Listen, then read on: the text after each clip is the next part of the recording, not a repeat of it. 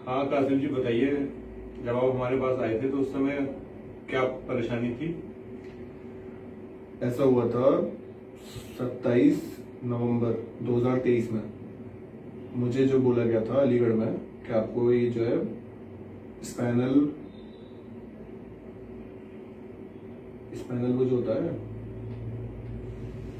Sinus, spinal sinus है, अच्छा पैराइडल sinus, अच्छा पैराइडल साइनस मुझे यहाँ पे डिटेक्ट हुआ था।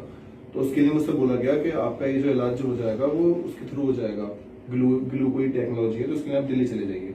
अच्छा। जब मैं दिल्ली में गया तो मुझे सेंट जोसेफ हॉस्पिटल के अंदर मुझे बताया गया कि आप जाकर इसका एमआरआई करा लिए, पहले क्या है क्या नहीं है। जब मैंने एमआरआई कराया तो मुझे हाई 4th ग्रेड डिटेक्ट हुआ, अच्छा। जिसके लिए उन्होंने बोला कि बहुत ज्यादा अर्जेंसी है, आप इसमें सर्जरी कराइए। मुझे उन्होंने प्लेस कर दिया।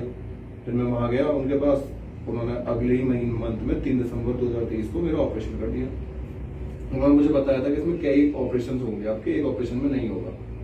तो फिर उन्होंने ऐसे ही कंटिन्यूस में 3 ऑपरेशन करे, और जब वो ऑपरेशन कंटिन्यूस करते गए, एक ही महीने के अंदर एक 3 को हुआ, फिर एक मेरा 15 या 16 तारीख में किया दिसंबर में, फिर एक अगले महीने 5 जनवरी 2024 में किया।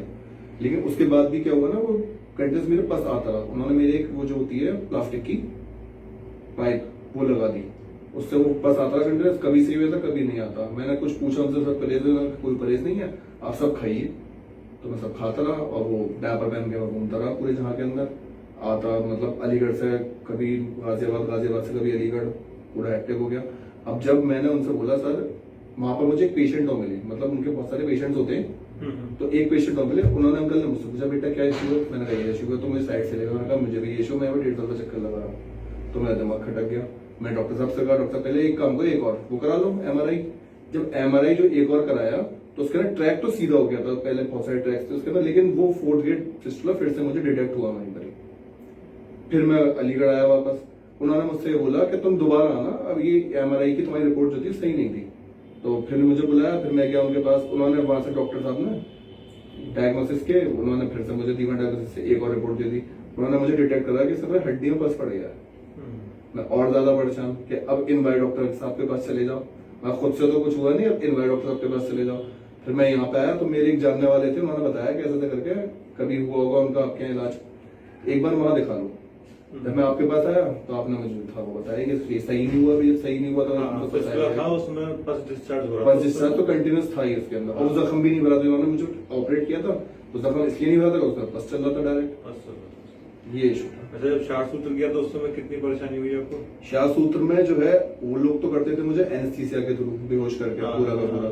आपने लोकल एनेस्थीसिया से ही कर दिया मेरा। और मुझे मतलब मैं जिस दिन अकेला आया वहां पर तो मुझे लेके जाना पड़ता था, अकेला ही चला गया यहाँ से, बिल्कुल भी मुझे पता भी नहीं लगा। कितनी देर बाद चले गए थे? मैं 1 घंटे में यहाँ से वापस डिस्चार्ज आपने कर दिया था।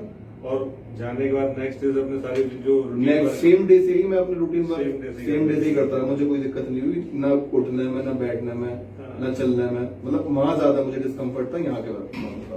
अब इसका मतलब है ना कि शार्ट सूत्र को आप अच्छा कहते हैं? मैं तो आपको ये बताया कि मैं अब जो है एलोपैथिक दवाई ही नहीं खा रहा हूँ, मैं तो आयुर्वेदिक पे ही आ गया।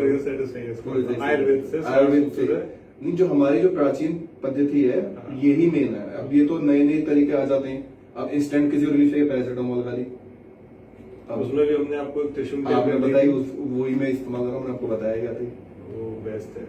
तो ठीक है अब आप, है ना? हाँ पूरा ठीक।